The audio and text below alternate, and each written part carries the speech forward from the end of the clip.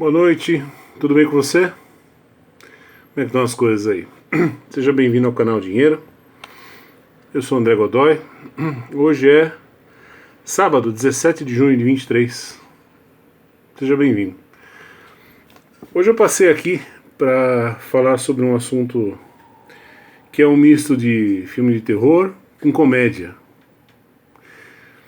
Eu li um comentário esses dias do Alex aqui no canal e o Alex deu uma sugestão interessante, bem interessante. Obrigado, Alex, pelo comentário e obrigado pela sugestão de falarmos um pouco a respeito de assuntos históricos importantes, tanto do ponto de vista monetário, econômico, como até social, né? Claro, coisas que envolvam a sociedade de maneira direta ou indireta e que no fim tem a ver com a economia, ou às vezes até nascem da economia, né? Fatos históricos. E tem um assunto que eu estava muito afim de falar com vocês, que é o assunto que eu vou tratar hoje, que é o curioso caso do país que tentou abolir o dinheiro, União Soviética. Os mais jovens talvez não façam ideia do que era isso, né? Eu costumo dizer o seguinte: foi talvez o pior país que já existiu na história da humanidade. Foi aquele momento em que o ser humano se superou, sabe? Foi a União Soviética. Se você acha que a Coreia do Norte é ruim, que a Venezuela é ruim, você não conhece a União Soviética, né? Saiu cada história de lá que você não faz ideia. Mas hoje eu quero abordar, desse folclore todo, né, eu quero abordar um tema que foi a experiência soviética de abolir o dinheiro. Vejam vocês, né? Bom, antes de mais nada, vamos dar um pequeno contexto aqui no que eles acreditam, né? No que os socialistas acreditam. Bom, uma das coisas em que eles acreditam é que, evidentemente, um dia não haverá mais propriedade privada dos meios de produção, né? Isso é um ponto. E o segundo ponto é que, por tabela, não existirá mais dinheiro, né? Porque, teoricamente, o paraíso socialista é um lugar onde a você será dado, desculpa, de acordo com as suas necessidades, né? Então, se você quiser, o próprio Marx dizia isso, né? Se hoje eu quiser ser poeta, amanhã eu quiser ser pintor, e depois de amanhã eu quiser dormir, tudo bem, né? Eu não vou ter falta de nada por causa disso, porque a irmandade humana vai me socorrer, não é isso? O Estado teoricamente desapareceria, enfim. Então essas duas coisas são importantes antes de a gente começar a nossa conversa de hoje. Tenha sempre em mente a abolição da propriedade privada, dos meios de produção, e a abolição do dinheiro. Bom, tudo começa com o fim do período czarista. Por causa da Primeira Guerra Mundial, o governo do czar se meteu numa inflação danada. Na época eles eram atrelados ao padrão ouro na Rússia. O Império Russo era atrelado ao padrão ouro, mas ele teve que abandonar. Logo no início da guerra ele abandonou o padrão ouro e, enfim, aquela história que toda guerra proporciona, né? Uma destruição de infraestrutura econômica, a morte de pessoas e, evidentemente, impressão de dinheiro. No fim do período czarista, quando Lenin assumiu, já existia uma inflação na União Soviética. Ele na Rússia, né? Quando estava passando de Rússia para a União Soviética, já era um problema a inflação.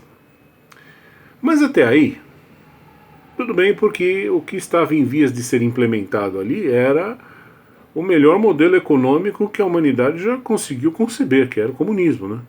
Então tudo ia dar certo, era só o famoso confia que vai dar certo. No primeiro momento eles não se preocuparam muito com isso, com essa questão da inflação, até porque o Lenin tinha outras preocupações maiores, né? Principalmente, claro, teve alguma questão aí da Primeira Guerra também, né? Que já era o Lenin, mas principalmente a Guerra Civil. No início da União Soviética, os comunistas eles não tomaram o poder assim pacificamente. Houve uma guerra civil lá dentro, a Guerra Civil Russa, em que os russos brancos lutaram contra os russos vermelhos. E foi uma guerra civil bastante complicada, bastante difícil, houve muita resistência armada, realmente, aos comunistas. No fim, os comunistas venceram, mil razões, não vamos entrar nisso aqui, mas houve inclusive apoio de grandes banqueiros europeus para que eles conseguissem vencer essa guerra, e o fato é que eles acabaram vencendo. Só que vencer essa guerra também teve um custo, né? Humano, econômico, né? Você destruiu instalações, você destruiu plantações, você fez um estrago danado, né? Então isso também era um problema logo no início da União Soviética. Então Lenin assumindo, ele tinha dificuldades em várias frentes. Ele tinha a Primeira Guerra Mundial, ele tinha inflação interna, aí veio a questão da guerra civil com os russos brancos, quer dizer, ele tinha que administrar o caos em várias frentes diferentes. E claro que isso não é fácil. Se isso não é fácil para quem é inteligente, imagine para quem é comunista. É triplamente difícil, né? Para ele foi muito complicado. De início eles tinham algumas certezas. Então, por exemplo, a primeira certeza que eles tinham é que para chegar àquele objetivo, lembra que eu falei de você não ter mais dinheiro na sociedade, de você abolir o dinheiro? Porque o ponto, na verdade, era o seguinte: por que tinha essa necessidade de abolir o dinheiro? Porque para o Marx era através do dinheiro que o capitalista explorava o proletário. Veja bem, você trabalha e você não recebe. Como que o capitalista faria para não pagar aquilo que você merece? Simples, ele te pagando com dinheiro. Essa era a teoria do Marx. Segundo Marx, a partir do momento que entra dinheiro na jogada, o capitalista tem como te enganar. Ele tem como pagar para você menos do que você mereceria ganhar pela sua produção, pelo valor daquilo que você produziu. É através do dinheiro, segundo Marx, que o capitalista malvadão explora o proletário. O dinheiro é a ferramenta que o capitalista usa no momento em que ele vai dar o bote no proletário, em que ele realmente vai roubar o proletário. É quando ele decide fazer o pagamento em dinheiro.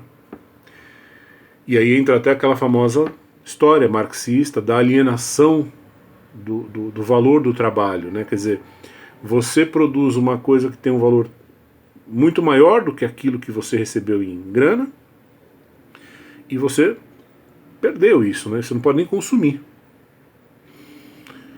porque você ganhou menos do que você merecia.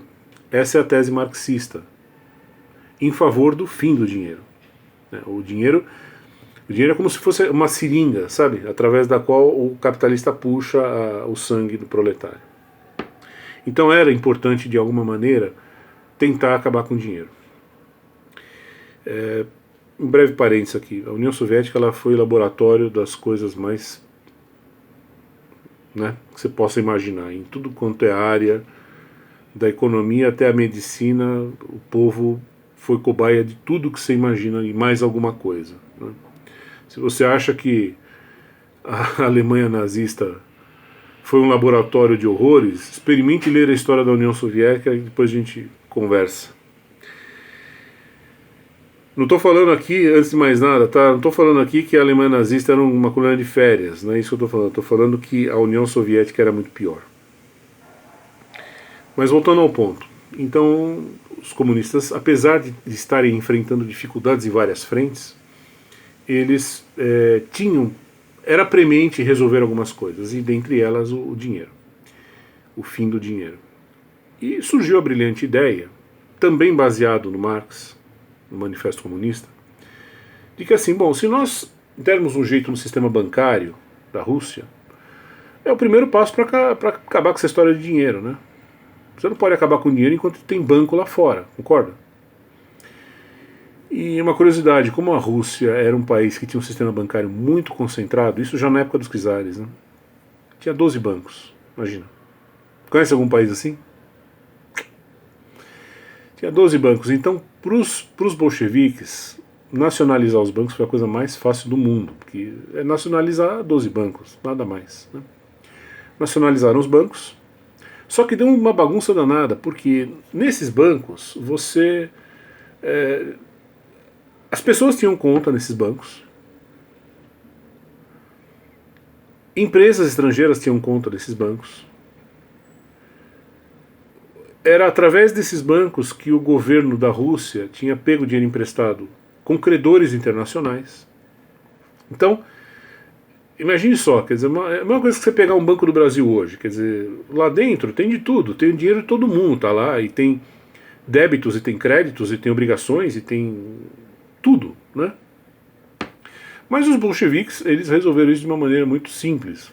Claro, eles cancelaram todos os saldos. Só, a partir de hoje não tem mais nada, porque nós vamos acabar com essa história de dinheiro.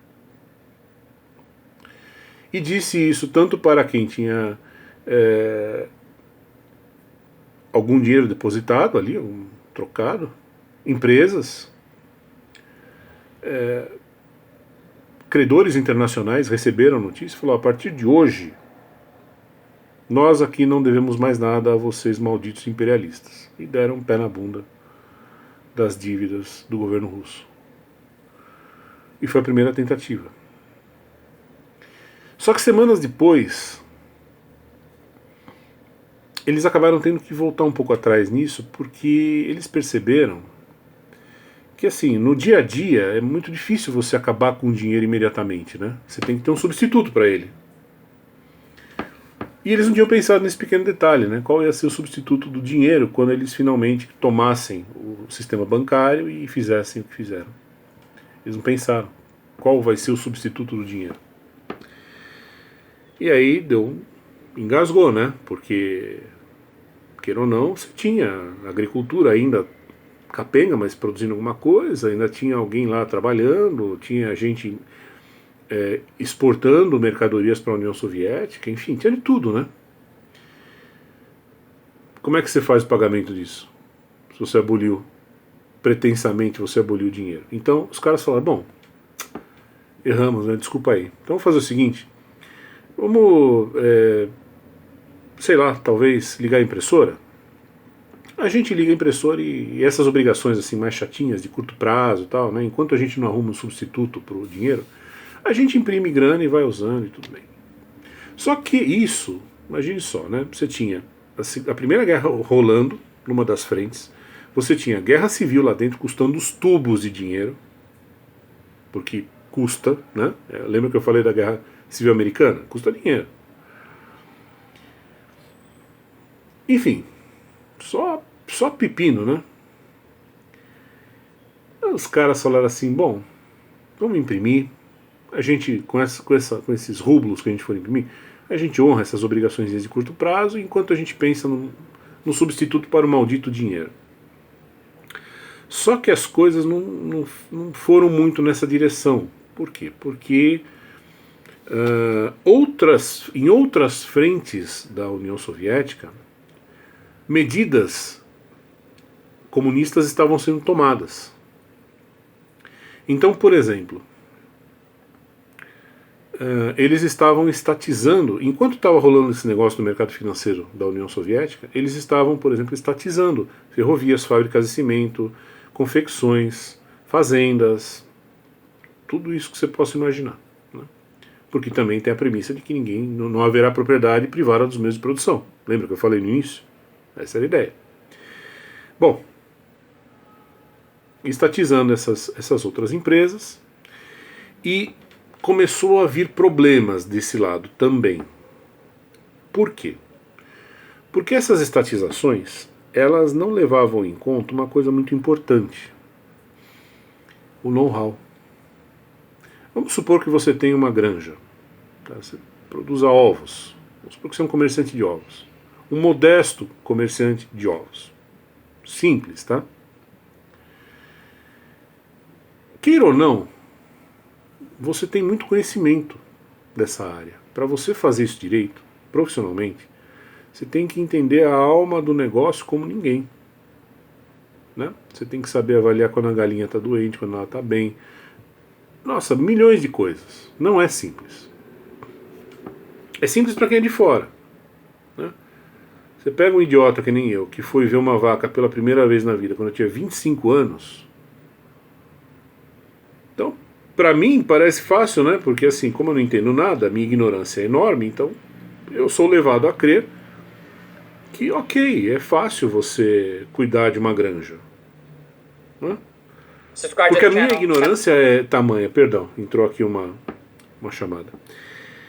Porque a minha ignorância é brutal. Então, como eu sou um ignorante de pai e mãe, eu acho que tudo bem, é simples. Né? E você sabe que todos esses caras que são do partido, eles são assim, né? É tudo gente tipo Guilherme Boulos, é outro, é que nem eu, é um idiota que acho que nunca viu uma vaca na vida. Né? Esses dias ele ficou encantado com uma cisterna, né? Ele descobriu isso. Mas a humanidade faz isso desde o tempo do Egito, acho. É gente muito idiota, né? Então, de repente, cai uma fazenda na mão de um cara desse. Cai uma fábrica de cimento na mão de um André da vida. Uma pessoa não entende nada, nunca mexeu com aquilo. Só porque é membro do partido, chegam e falam, a partir de hoje você é o gerentão aqui da fábrica da Votorantim. Imagina só, né? Imagina eu tendo que tomar as decisões, por exemplo, que o senhor Antônio Hermílio de Moraes tomava. Quais as chances de eu acertar? Fala sério. Nenhuma, né? Então começou a vir um monte de problemas dessa outra frente, da frente da área da economia, porque banco nós estamos falando de finanças. Nacionalização de empresas e tal, é economia, né? Começou a dar pane geral, porque começou a não ter mais mercadoria.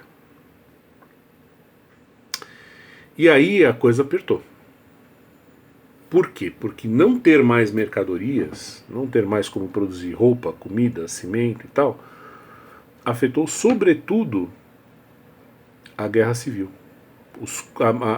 A manutenção da guerra civil ficou muito inviável. Por quê? Porque, veja, você já não tinha mais dinheiro, né? Você estava imprimindo dinheiro a rodo.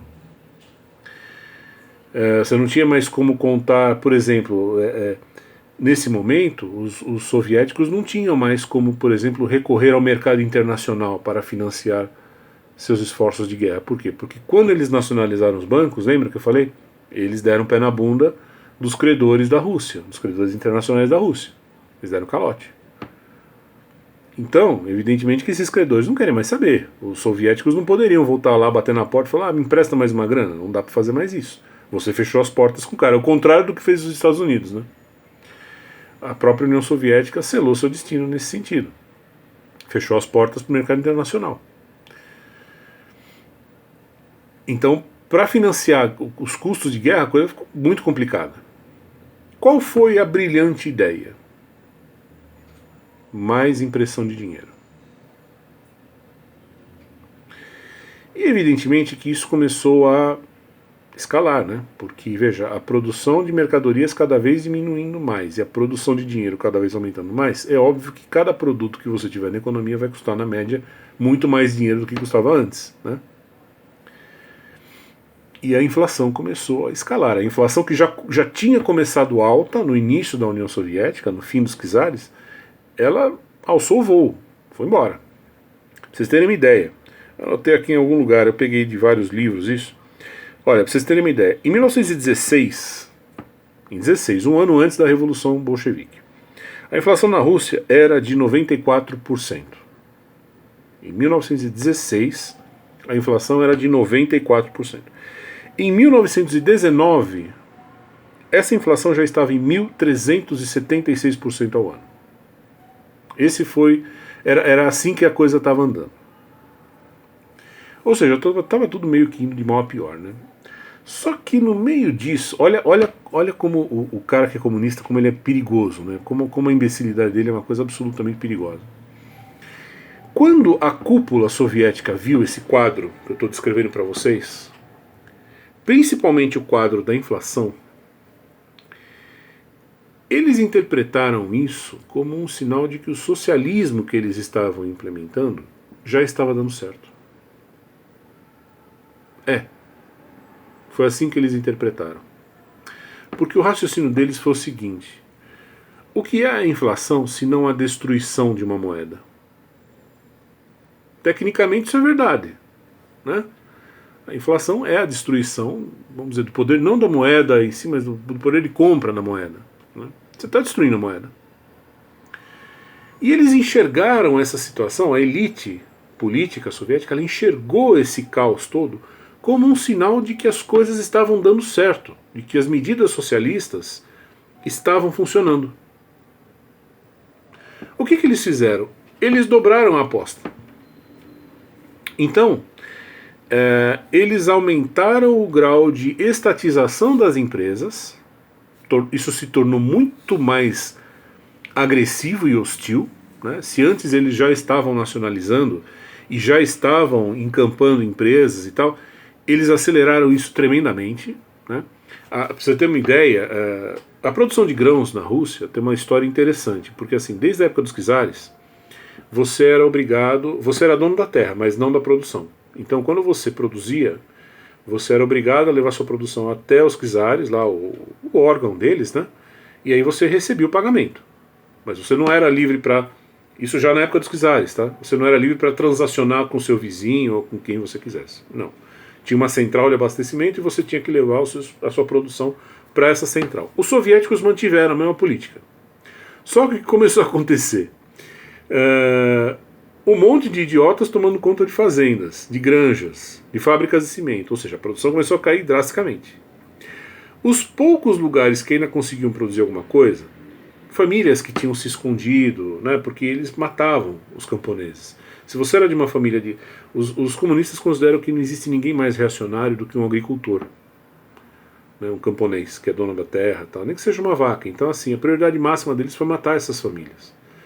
Mas sobraram algumas. Essas que sobraram, quando elas iam levar a produção para essa central agrícola soviética, eles recebiam como pagamento um dinheiro que estava absurdamente desvalorizado.